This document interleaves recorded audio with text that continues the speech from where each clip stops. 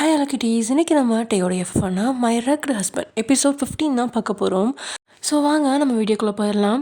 காரில் போயிட்டுருக்கும்போது டே சீட் பெல்ட்டை போட சொல்ல நீங்களும் சீட் பெல்ட்டை போட முயற்சி பண்ணுறீங்க. ஆனால் உங்களால் சுத்தமாக முடியல.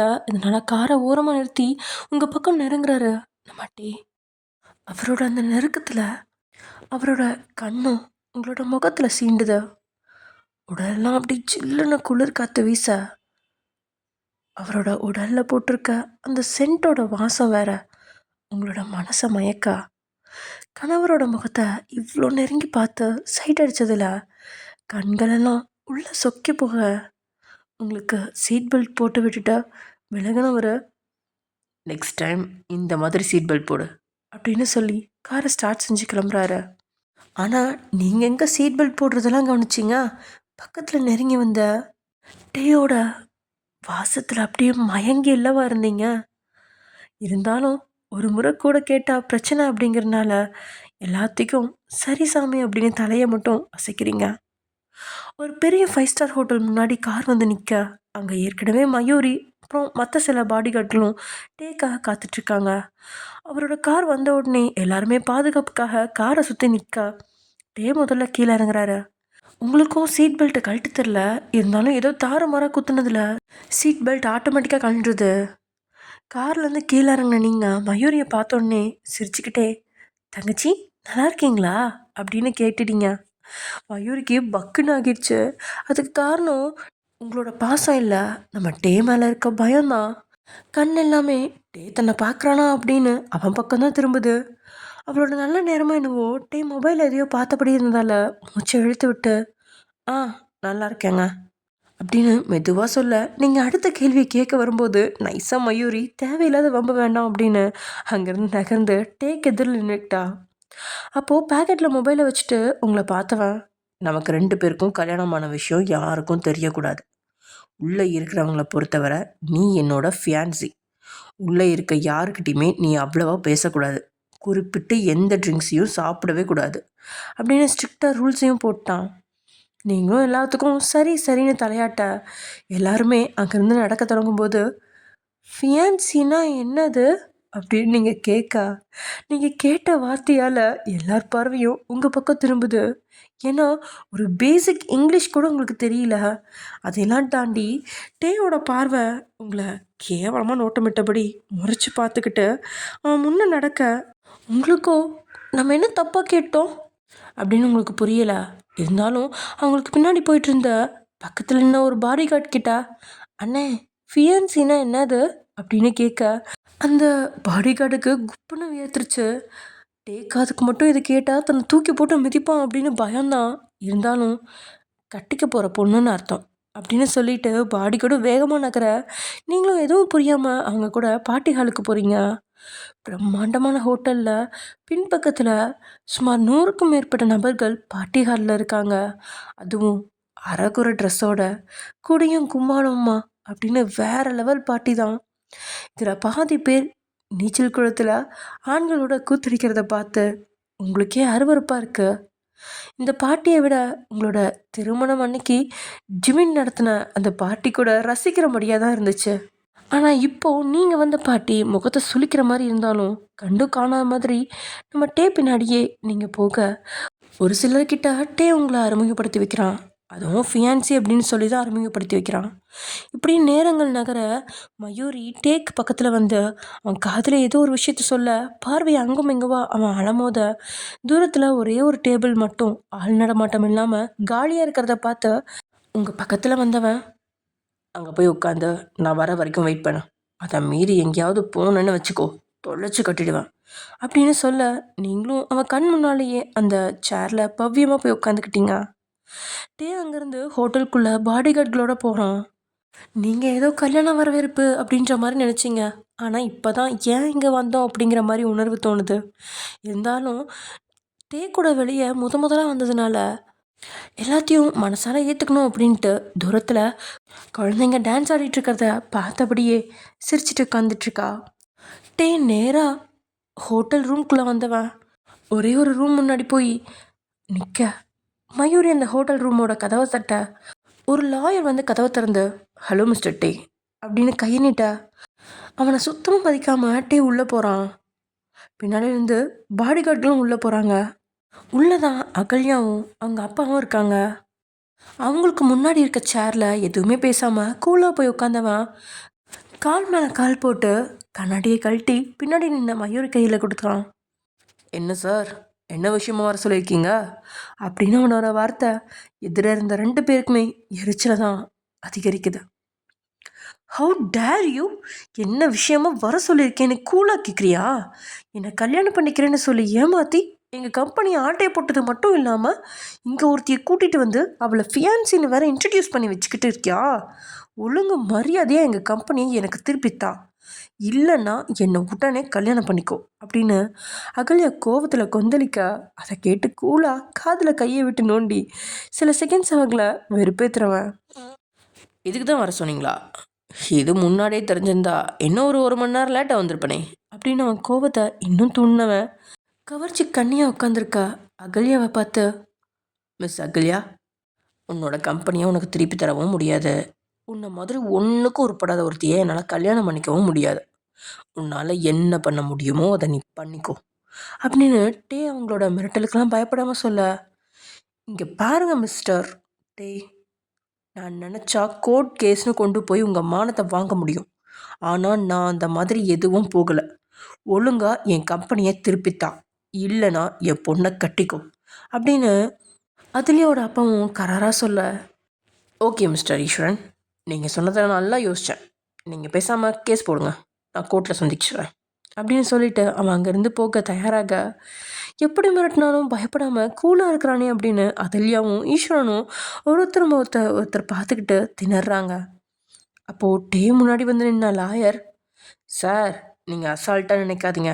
இதுக்கு முன்னாடி உங்கள் மேலே நிறைய பேர் கம்ப்ளைண்ட் பண்ணாலும் நீங்கள் கொடுத்த டார்ச்சரால் கேஸை வாபஸ் வாங்கினாங்க. ஆனால் நாங்கள் அந்த மாதிரி கேஸை வாபஸ் எல்லாம் வாங்க மாட்டோம் அப்படின்னு ஈஸ்வரனோட லாயர் கூற, ஓ அப்படியா அப்படின்னு சொன்னபடியே மறுபடியும் சோஃபாவில் அமர்ந்தவன் டேபிளில் இருந்து தண்ணியை எடுத்து குடிச்சிட்டு மறுபடியும் கிளாஸ் அங்கேயே வச்சுட்டு, ஆக்சுவலி நான் உங்களை கேஸ் வாபஸ்லாம் வாங்க வைக்க மாட்டேன். ஏன் தெரியுமா? நான் கேஸில் ஜெயிக்கிறதுக்கு என்கிட்ட ஆதாரம் இருக்குது அப்படின்னு சொன்னவன் ஏராளமான டாக்குமெண்ட்டை பின்னாடி இருந்த பாடி கார்ட்ஸ்கிட்டேருந்து வாங்கி டேபிளில் வைக்கிறான். அதை பார்த்து எல்லாருமே குழம்பி நிற்க, யாரும் கன்ஃபியூஸ் ஆகாதீங்க, இது எல்லாமே மிஸ்டர் ஈஸ்வரன் இத்தனை வருஷமாக சீட்டிங் பண்ணி சம்பாதிச்ச பிளாக் மணியை பற்றின டாக்குமெண்ட். இதை நான் போலீஸ்கிட்ட கொடுத்தா மொத்த குடும்பமும் 15 வருஷம் கம்பி எண்ணுவீங்க அப்படின்னு டே சொன்ன வார்த்தையால் அவங்க 3 பேரும் பயந்துறாங்க. அந்த பயம் முடியறதுக்கு முன்னாடியே, நான் சொட்ட ஆட்டையை போட்டு தான் சொன்னீங்களே, இந்த வாய்ஸ் ரெக்கார்டரை கொஞ்சம் கேளுங்க அப்படின்னு சொல்லி மொபைலில் இருந்து ஒரு வாய்ஸ் ரெக்கார்டரை ஆன் செஞ்சு அதில், அகல்யா இங்கே பாருட்டே, நானாக விருப்பப்பட்டு தான் உனக்கு இந்த சொத்தை எழுதி தரேன் அப்படின்னு சொன்ன வாய்ஸ் ரெக்கார்டு ஓடுது. பார்த்தீங்களா, உங்கள் பொண்ணு அவளாக விருப்பப்பட்டு எனக்கு சொத்தை எழுதி தர்றதா சொல்லியிருக்கா. இந்த ஒரு வாய்ஸ் ரெக்கார்டரை வச்சு நான் கேஸில் வின் பண்ணிடுவேன். அது போக எனக்கு எதிராக பண்ணுறவங்களுக்கு நான் டபுளாக தான் எப்பயும் திருப்பி கொடுப்பேன். ஸோ உங்களை குடும்பத்தோடு ஜெயிலுக்கு அனுப்பிச்சிடுவேன் அப்படின்னு டே மிரட்டின வார்த்தையால் 2 பேருமே அப்படியே பயந்து போயிடுறாங்க. டாடி இப்போ என்ன பண்ணுறது? இதுக்கு மேலே அவனை மிரட்ட முடியாது போல இருக்கே, பேசாமல் நம்ம போயிடலாமா அப்படின்னு அகல்யா கேட்கா. இன்னும் உன்னோட தாண்டி, வீட்டுக்கு வா, அப்புறம் உனக்கு இருக்குது அப்படின்னு வாயாலேயே மகளை முழங்கி திட்டினவன் டேவோட பவரை புரிஞ்சுட்டு இதுக்கு மேலே பிரச்சனை வேணாம் அப்படின்னு, இங்கே பாருங்கள் mister day, I am really sorry, நீங்கள் அந்த சொத்தை வச்சுக்கோங்க, எனக்கு அது தேவையில்லை. என் மேலே எந்த கேஸும் கொடுக்காத, உங்ககிட்ட இருக்க அந்த டாக்குமெண்ட்ஸ் எல்லாத்தையும் என்கிட்ட தந்துடு அப்படின்னு ஈஸ்வரன் டேயோட காலில் விழுகிற அளவுக்கு இறங்கி வந்துட்டான். டேக்கும் இதுதானே தேவை, இதுக்காக தானே இவ்வளோ நேரம் பேச்சு கொடுத்து அவன் நினச்சதை சாதிச்சிட்டான். ஓகே, டாக்குமெண்ட் எடுத்துக்கோங்க. அதுக்கு முன்னாடி நான் கொஞ்சம் நேர்மையாக இருக்கணும்னு நினைக்கிறேன். உங்கள் 2 கம்பெனியும் நான் சீட் பண்ணி தானே வாங்கிட்டேன், அதை ஒத்துக்கிறேன். ஆனால் அந்த கம்பெனிக்கு இன்றைக்கி மார்க்கெட் படி 75 கோடி ரூபா போகும். அந்த பணத்தை நான் உங்களுக்கே தரேன். நீங்கள் இனிமேல் இந்த கம்பெனி விஷயமா என்கிட்ட எந்த பிரச்சனையும் பண்ண வர மாட்டேன்னு அக்ரிமெண்ட்டில் சைன் பண்ணி தந்துட்டு ப்ராப்பர்ட்டியும் மணியும் டாக்குமெண்ட்டையும் எடுத்துக்கோங்க அப்படின்ட்டே ஒரு டீலை போடுறான். எப்படியும் டேக்கிட்டு இருந்த அந்த கம்பெனியை நீ வாங்க முடியாது, அவன் அகல்யாவையும் கல்யாணம் பண்ணிக்க மாட்டான் அப்படின்னு நல்லாவே புரிஞ்சிருச்சு. இதனால் கிடைக்கிற பணத்தை விட வேணாம் அப்படின்னு ஈஸ்வரன் உடனே சம்மதிக்க ஸ்பாட்லேயே 75 கோடி ரூபாய்க்கான அக்ரிமெண்ட் அப்புறம் பணத்தை கொடுத்து டீல் இங்கே பேசி முடிச்சுட்டு அங்கேருந்து கிளம்புனவன் திடீர்னு நின்று திரும்பி அதுலியாவை பார்த்து, ஆக்சுவலி அவன் என் ஃப்ரியான்சி கிடையாது, she is my wife. Marriage முடிஞ்சு 3 நாள் ஆச்சு. ஃபோட்டோவும் அந்த டேபிளில் தான் இருக்குது. இன்னொரு முறை வானத்தில் இருக்க நட்சத்திரத்தை கையில் பிடிக்கணும்னு ஆசைப்படாதீங்க மிஸ் அதுல்யா அப்படின்னு அவளையும் டேமேஜ் செஞ்சுட்டு அங்கேருந்து போயிட்டான். சொத்தை எழுதி வாங்கிட்டு கடைசியில் பணத்தை கொடுத்து பிரச்சனையை முடிச்சு காட்டுறானே, இதெல்லாம் நல்லாவா இருக்குது அப்படிங்கிற உங்கள் மைண்ட் வாய்ஸ் புரியுது. இதுதான் டேயோட உண்மையான கேரக்டர். அவன்கிட்ட கோடிக்கணக்கான பணம் இருக்குது. நேர்மையாக ஒரு பொருள் வாங்கணும்னா முதல்ல முயற்சி பண்ணுவான். அது கிடைக்கலன்னா அது வாங்குறதுக்கு முதல்ல பொண்ணுங்களை டார்கெட் பண்ணுவான். ஈஸியாக சொத்தோ பிஸ்னஸோ கண்ட்ரோலில் கொண்டு வந்துடுவான்.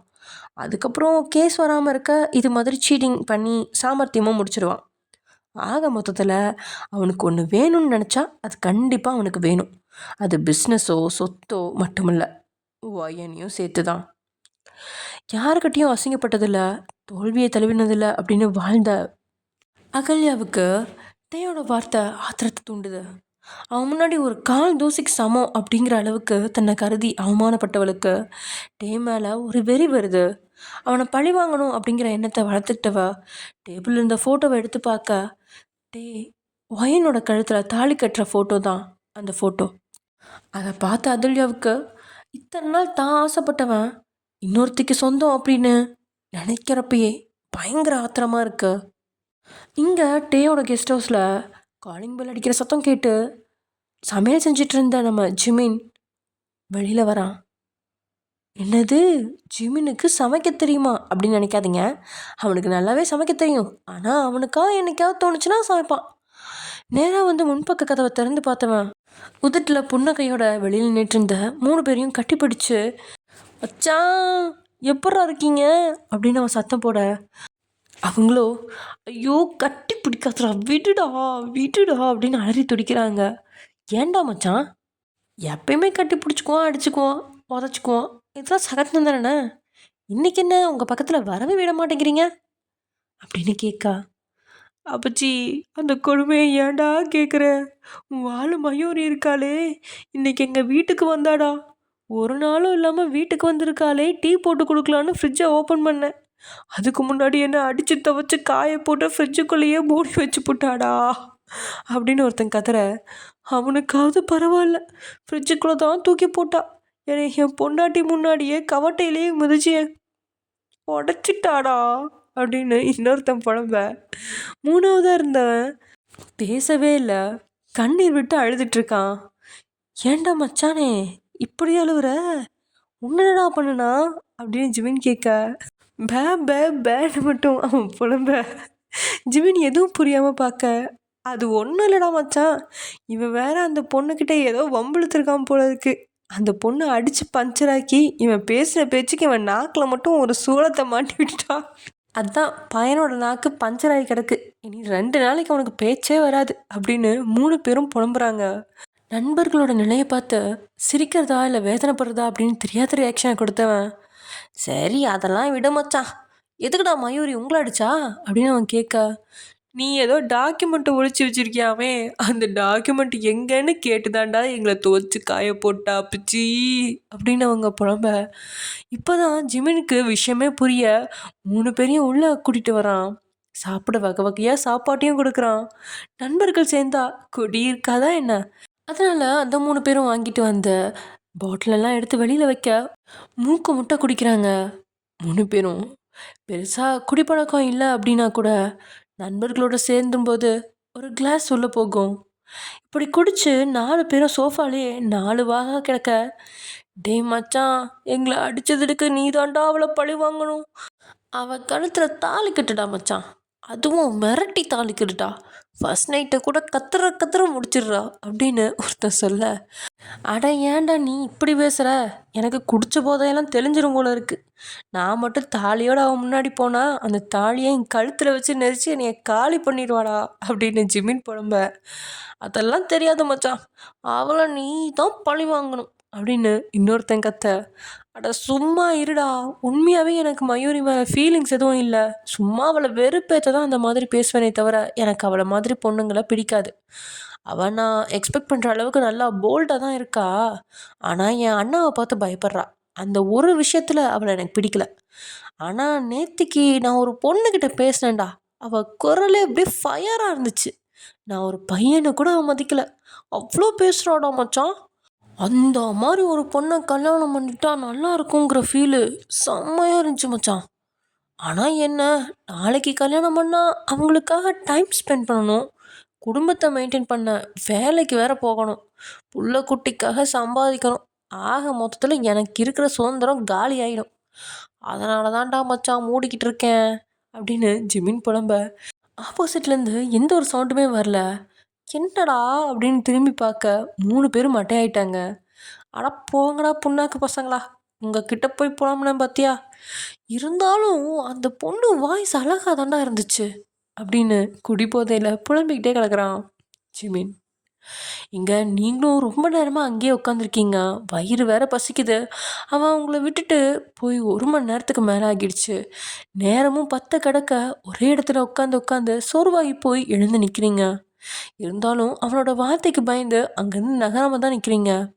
அந்த நேரத்தில் 3 பொண்ணுங்க, அதுவும் 18 வயசு மதிக்கத்தக்க பொண்ணுங்க, நல்லா டான்ஸ் ஆடிட்டு உங்கள் பக்கத்தில் வந்திருந்த பொண்ணுங்க ஏதோ படிப்பை பற்றி பேச. ஆக்சுவலி அவங்க காலேஜ் ஜாயின் பண்ண போகிறாங்க. என்ன காலேஜ் படிக்கலாம் அப்படின்னு சொல்லிட்டு, என்ன கோர்ஸ் படிக்கலாம்னு சொல்லி பேசிகிட்டு இருக்காங்க. அந்த டிஸ்கஷனை கேட்டதும் உங்கள் கால்கள் தானே அவங்க கிட்ட போகுது. என்னங்க, நீங்கள் ஏதோ காலேஜில் சேர போகிறதா சொன்னீங்களே, உண்மையிலேயே காலேஜில் அட்மிஷன் நடக்குதா அப்படின்னு நீங்கள் கேட்டுட்டே அந்த பொண்ணுங்கிட்ட காலேஜை பற்றி விசாரிக்கிறீங்க. அடியே ஒயன், உன் வாய் தாண்டி உனக்கு வினையாக இருக்குது. உன் புருஷன் வேற உன்னையவே எப்பவும் வாட்ச் பண்ணிகிட்டு இருக்கான். இது தெரியாமல் அவசரப்பட்டு காலேஜ் படிப்புன்னு விசாரித்து அவன் கையால் ஏன் அடி வாங்கி கட்டுற? இருந்தாலும் பாவம் ஏன் அந்த பிள்ளை எப்படியாவது படிக்கணும்னு ஆசைப்படுது. ஆனால் நடக்குமான்னு தான் தெரியல. இங்கே நீங்கள் ஏதோ அவங்கக்கிட்ட கேட்க அவங்களும் ஏதோ சொல்லிட்டு அங்கேருந்து நகர. என்ன ஒயன், படிக்கணும்னு ரொம்ப ஏங்குறியோ அப்படின்னு பின்னாடியிலேருந்து ஒரு வாய்ஸ். அது டேயோட வாய்ஸ் தான். அது உங்கள் காதில் மெல்ல கேட்குது. அந்த குரலை கேட்டால் தான் உங்கள் உடல் எல்லாமே அப்படியே வைப்ரேஷன் ஆகிருமே. அதனால் பயந்து போய் நீங்கள் திரும்பி பார்க்க உங்கள் முன்னாடி தான் குத்துக்கெல்லாம் நின்றுட்டுருக்கான். டே, போச்சு போச்சு, எல்லாம் போச்சு, இன்னைக்கு நீ செத்தடி ஒயன் அப்படின்னு உங்களோட மனசெல்லாம் உங்களை திட்டிகிட்ருக்க. நீங்கள் பயத்தில் வேர்த்து ஊற்ற, என்னடி கேட்ட கேள்விக்கு பதில் சொல்லாமல் இருக்க, படிக்கணும்னு ரொம்ப ஏங்குறியோ அப்படின்னு உதட்டில் ஒரு புன்னகையோட அவன் கேட்டாலும் கண்களெல்லாம் கொலை வெறியில் தான் இருக்கு. அதனால் ஆட்டோமேட்டிக்காக ஆஹா இல்லை அப்படின்னு மட்டும்தான் நீங்கள் தலையசைக்க. வீட்டுக்கு வா, உனக்கு இருக்குடி அப்படின்னு வார்த்தையால் அவன் மிரட்டிகிட்டு இருக்கும்போதே அங்கே அந்த 3 பொண்ணுங்க போனாங்க இல்லையா, அந்த பொண்ணுங்களில் ஒரு பொண்ணோட தாத்தாவும் அந்த பொண்ணும் வர்றாங்க. ஹலோ மிஸ்டர் டே, உங்கள் ஃபியான்ஸ் ஏதோ படிக்கணும்னு ஆசைப்பட்றாங்களாம். என் பேத்திக்கிட்ட கூட அதை பற்றி விசாரிச்சாங்களாமே. எனக்கு சொந்தமாக 2 காலேஜ் இருக்குது. நீங்கள் ஆசைப்பட்டா என் காலேஜே வந்து படிக்கலாம். அதோட ஃபீஸ் எல்லாம் கம்மி பண்ணி தருவாங்களான்னு ஏதோ கேட்டிருக்காங்களாமா. நீங்கள் ஃபீஸை பற்றி கவலைப்பட வேண்டாம், ஃப்ரீயாகவே என்னோடய காலேஜில் வந்து படிச்சுக்கலாம் அப்படின்னு அந்த கிழமை சொல்ல. ஃப்ரீயாகவே படிக்க வைக்கலாம் அப்படின்னு சொன்னதும் உங்களோட முகத்தில் ஒரு சின்ன மகிழ்ச்சி எட்டி பார்க்குது. ஆனால் டேக்கு அப்படி இல்லை, கொலை வெறி தான் எட்டி பார்க்குது. ஆனால் அவன் துணியும் வெளியே காட்டிக்காம உங்களோட தோளில் கையை போட்டவன், சாரி மிஸ்டர், ஆக்சுவலி நான் அவங்கள சாதாரண காலேஜில் விட்டு படிக்க வைக்க மாட்டேன். எங்கள் மேரேஜுக்கு அப்புறம் லண்டனில் அனுப்பி படிக்க வைக்கலான்னு இருக்கேன். ஸோ தப்பாக நினைக்காதீங்க அப்படின்னு அந்த டாப்பிக்கு முட்டுக்கட்டை போட்டான். ஓகே, நோ ப்ராப்ளம் மிஸ் வயன், நீங்கள் என் கூட டான்ஸ் ஆட வரீங்களா அப்படின்னு சொல்லி அந்த கிழவன் கையை நீட்ட நீங்களும் தயங்க. பக்கத்தில் இருந்த பொண்ணும், போங்க வயன், எங்கள் தாத்தா அவ்வளோவா எல்லாம் டான்ஸ் ஆட மாட்டார் அப்படின்னு சொல்ல உங்களோட பார்வை டே பக்கம் திரும்புது. டேக்கு கோவம் சுனாமியாக உருவாகிட்டு தான் இருக்கு. இருந்தாலும் கூட்டத்தில் காட்டிக்காம யா ஷியோர் யூ கோ அப்படின்னு அவன் சொன்னாலும் போகாத அப்படிங்கிறது தான் அதோட அர்த்தம். உங்களுக்கு அது நல்லாவே புரியுது. இந்த நேரத்தில் உங்களோட மூளை வேறு மாதிரி தப்பான ஐடியாவை கொடுக்குது. பேசாமல் போய் டான்ஸ் ஆடுற மாதிரியே அந்த காலேஜை பற்றின டீட்டெயில்ஸ் எல்லாம் விசாரி வயன். நாளைக்கு முன்ன பின்ன உன் புருஷன் மனசு மாதிரி உன் பணத்தில் போய் நீ படிச்சுக்கோன்னு சொன்னால் கூட இந்த தாத்தாவோட காலேஜில் சேர்ந்து படிச்சுக்கலாம். அதுக்காகவாச்சும் இப்போ அந்த தாத்தாவை கூட டான்ஸ் ஆடப்போ அப்படின்னு உங்களோட மூளை தூண்டுது. படிக்கணுன்ற ஆசையில் எப்படிப்பட்ட முடிவையும் எடுக்க தயாராக இருக்கிற உங்களோட மனநிலைமையால் ஓகே டான்ஸ் ஆடலாம் அப்படின்னு சொல்லி நீங்கள் கையை கொடுக்க டேயோட முகம் மொத்தமாக மாறுது. மயூரி டேக்கு பின்னாடி நின்றுக்கிட்டு போகாத அப்படிங்கிற மாதிரி தலையாட்டிக்கிட்டே இருக்கா. ஆனால் நீங்கள் அதை கவனிக்காமல் அந்த நபர் கூட டான்ஸ் ஆட போகிறீங்க. அங்கே ஏற்கனவே கப்புள்ஸ் நடனமாடிட்டுருக்க உங்களை பொறுத்த வரைக்கும் உங்களோட கல்யாணத்தில் நம்ம ஜிமின் கப்புள்ஸ் டான்ஸ் ஆடுறேன் அப்படின்னு சொல்லி பாட்டியை கூட்டிகிட்டு வந்து பயங்கரமாக டான்ஸ் ஆடினாரு. ஸோ அதனாலேயே கப்புள் டான்ஸ் அப்படின்னா அந்த மாதிரி தான் இருக்கும் அப்படின்னு நினச்சி அங்கே போகிறீங்க.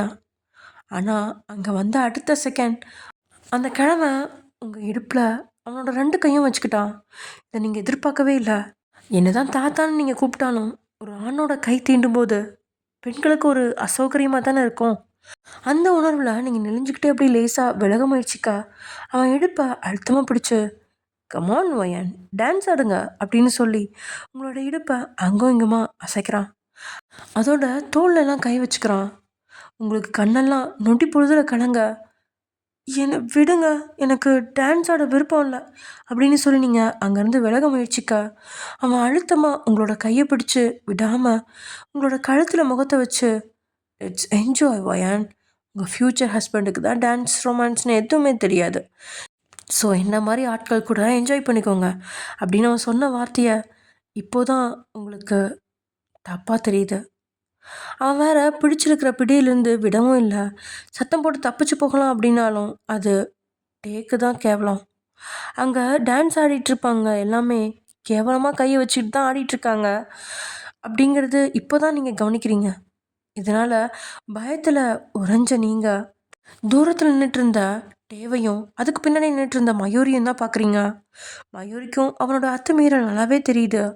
அப்படியே ஓடி போய் அவன் மூக்கை அடித்து உடைக்கணும் அப்படின்னு அவள் கையெல்லாம் பறத்துட்டு முறுக்கையிட்டு நிற்கிறா. ஆனால் டேயோட அனுமதி கொடுக்காம எதையும் செய்ய முடியாது அப்படிங்கிறனால பொறுமை காக்குறா. ஆனால் டே அப்படி இல்லை, அப்படியே கண்ணுமிக்காமல் பார்க்குறான். அத்துமீறல் நல்லாவே தெரியுது. நீங்கள் தப்பிக்க முயற்சிக்கிறதும் நல்லாவே தெரியுது. ஆனால் பார்க்குறேனே தவிர காப்பாற்ற போகல.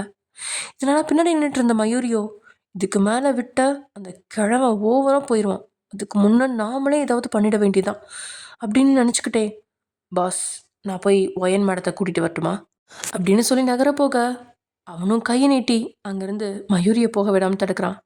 அவ்வளோதான், இதுக்கு மேலே மயூரியால் அங்கேருந்து நகரவும் முடியாது அப்படிங்கிற நிலமையில அந்த கிழவனோட கூத்தை பார்க்க முடியாமல் தலைகுனிரா. உங்களுக்கு கண்ணிலேருந்து கண்ணீர் தாரையாக ஊற்றுது. கிழமை வேற முதுகில் கை வச்சு வருடி கேவலப்படுத்திக்கிட்டு இருக்கான். தப்பிக்கவும் முடியலன்ற கட்டத்தில் ஒரு முறை கடைசியாக டேவை பார்க்குறீங்க. என்னை காப்பாற்று அப்படிங்கிற மாதிரி பார்வையாலே கெஞ்சுறீங்க. அந்த கெஞ்சல் அவனுக்கு கேட்டுதா இல்லையான்னு தெரில. ஆனால் அவ்வளோ நேரம் அங்கேயே குத்துக்கெல்லாம் என்னவன் அங்கேருந்து நடந்து டான்ஸ் ஆடுறதுக்கு வர்றான். தன்னை காப்பாற்ற இப்பொழுதாவது வர்றானே அப்படின்னு உங்களுக்கு கொஞ்சம் நிம்மதி வர நேராக வந்தவன் அவளை கடந்து போய் அந்த கிழவனுக்கு பக்கத்தில் நின்றுட்டு இருந்த அந்த கிழவனோட பேத்திக்கிட்ட போய் கையை நீட்டினவன் ஷால் வி டான்ஸ் அப்படின்னு கூப்பிட அவளுக்கும் 18 வயசு தான். ஆனால் அவன் 29 வயசு. இருந்தாலும் பார்க்குற பொண்ணுங்க எல்லாத்தையுமே அழகுலையே மயக்குவான், கர்வத்தினாலேயே கொல்லுவான். அப்படிப்பட்ட பிஸ்னஸ் மேனாக அழைக்கப்படுற நம்மட்டே கூப்பிடும்போது அந்த பொண்ணு வேண்டானா சொல்லுவா. அடுத்த செகண்டே அவன் மேலே கையை போட்டுட்டு ஷியோர் ஐ எம் ரெடி அப்படின்னு சொல்லிட்டு அவள் வர கரெக்டாக அந்த கிழமை கண் பார்வைக்கு தெரியும்படியே ஒரு இடத்துல நின்றுக்கிட்டான். டே தன்னை காப்பாற்ற வருவான்னு நீங்கள் எதிர்பார்க்க, ஆனால் அவன் இன்னொரு சின்ன பொண்ணு கூட கூத்தடிக்க தயாராகிட்டான். இதை உங்களால் ஏற்றுக்கவே முடியல. ப்ளீஸ் சார் விட்டுடுங்க, எனக்கு ஒரு மாதிரியாக இருக்குது அப்படின்னு நீங்கள் கெஞ்ச கிழவன் ஒன்றும் லேசுப்பட்ட ஆள்லாம் இல்லை, பக்காவான பெண் பைத்தியம். நீங்கள் பேசுனதை வச்சே நீங்கள் ஒரு பட்டிக்காடு அப்படின்னு பேத்தி சொன்னதுனால உங்களை டான்ஸ் ஆட கூப்பிட்டான். கூட்டத்தில் டேவால் கோவப்பட முடியாது அப்படின்னு தைரியமாக இப்படி கையை போட்டவன் ஐயோ என்னம்மா நீ இப்படி அழுவுற, என் பேத்தி வயசில் இருக்கிற உன்னை நான் பேத்தியே நினைக்கிறேம்மா அப்படின்னு சொன்ன அந்த கிழவனோட தொடுதல் இன்னும் தீவிரமடையுது. நீங்கள் அழுதுகிட்டே அப்படியே கேவலப்பட நின்றுட்டுருக்கீங்க. இதெல்லாம் இன்ச் பை இன்ச்சாக பார்த்துக்கிட்டு இருந்த டேக்கிட்ட சார் டான்ஸரை கூட்டிகிட்டு வந்துட்டு உங்கள் ஃபியான்சியை பார்த்துட்ருக்கீங்க, அவங்க என் தாத்தா கூட நல்லா தானே டான்ஸ் ஆடிட்டுருக்காங்க, நீங்கள் தைரியமாக ஸ்டார்ட் பண்ணுங்க அப்படின்னு சொன்னவ அங்கே தன்னோட தாத்தா அத்துமீறி நடந்துட்டுருக்கிறத தெரியாமல் சொல்கிறா. அதை கேட்டு அவளை பார்த்தவன் ஓகே அப்படின்னு சொன்னவன் எடுத்த எடுப்போட ஒரு கையை அவள் இடுப்புலையும் இன்னொரு கையை அவள் பின்னாடி வைக்கிறான். ஒரு செகண்ட் அவனோட உடலெல்லாம் சிலிர்த்து போய் பயந்துட்டா. அவனோட கையை தன் பின்னாடியிலேருந்து எடுக்க அவன் முயற்சி பண்ண பிடியெல்லாம் உடுமை பிடிங்கிற மாதிரி தான் ஸ்ட்ராங்காக இருக்குது. சுத்தமாக கையை அசைக்கவே முடியல. சார் என்ன பண்ணுறீங்க, கையை எடுங்க அப்படின்னு அவன் பேச தொடங்கும் போதே அவன் அவளை வலுக்கட்டாயமாக டான்ஸ் ஆட வைக்கிறான். அதோட பின்னாடி இருந்த கையை கொஞ்சம் கொஞ்சமாக மேல் நோக்கி கொண்டு வந்து அவன் முதுகில் படர விடுறான். பாவம், அந்த பொண்ணு பயத்திலேயே செத்துட்டா. கண்ணெல்லாம் நிரம்பி வழிஞ்ச குளத்தோட என்னை விடுங்க, நான் போகிறேன் அப்படின்னு அடம் பிடிக்க, கொஞ்சம் நகர்ந்தாலும் ட்ரெஸ் எல்லாம் கிழிச்சு விட்டுடுவேன், ஒழுங்கா நில்லுடி அப்படின்னு மிரட்டி அவளை அடிப்பணியை வச்சு இடுப்பில் இருந்த கையை அழுத்தி பிடிச்சு நகராதபடி தடுக்கிறான். டே செய்கிற வேலையை அந்த கிழவனும் நீங்களும் பார்த்து ஷாக் ஆகுறீங்க. அங்கே தன்னோட பேத்திக்கு நடக்கிற அநியாயத்தை பார்த்தனோட கைகள் உங்களோட உடம்புல இருந்து நீங்குது. இது கூட தெரியாமல் நீங்கள் அதிர்ச்சியோட டே செஞ்சிட்ருக்கிற செயல்களை பார்த்து முகம் சொல்லிக்கிறீங்க.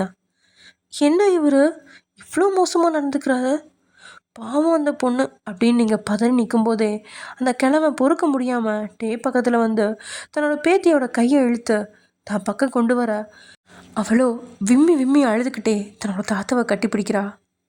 ஒரு கையால் டேவோட சட்டக்காரரை அழுத்தி பிடிச்சவன், how dare you touch my granddaughter, எவ்வளோ தைரியம் தான் என் பேத்தி தப்பாக தொட்டிருப்ப அப்படின்னு கேட்க, ஏன் ரொம்ப கஷ்டமாக இருக்கா, நீ என் பொண்டாட்டியை தொடும்போதும் நான் பார்த்துக்கிட்டு தானே இருந்தேன், அது மாதிரி நான் உன் பேத்தி தொடும்போது பார்த்துக்கிட்டு இருக்க வேண்டியது தானே, எதுக்கு இப்படி பொங்குற அப்படின்னு டே கேட்க, அந்த வார்த்தையால் அதிர்ச்சியோடு அவன் சட்டக்காலர்லேருந்து கையை எடுத்தான்.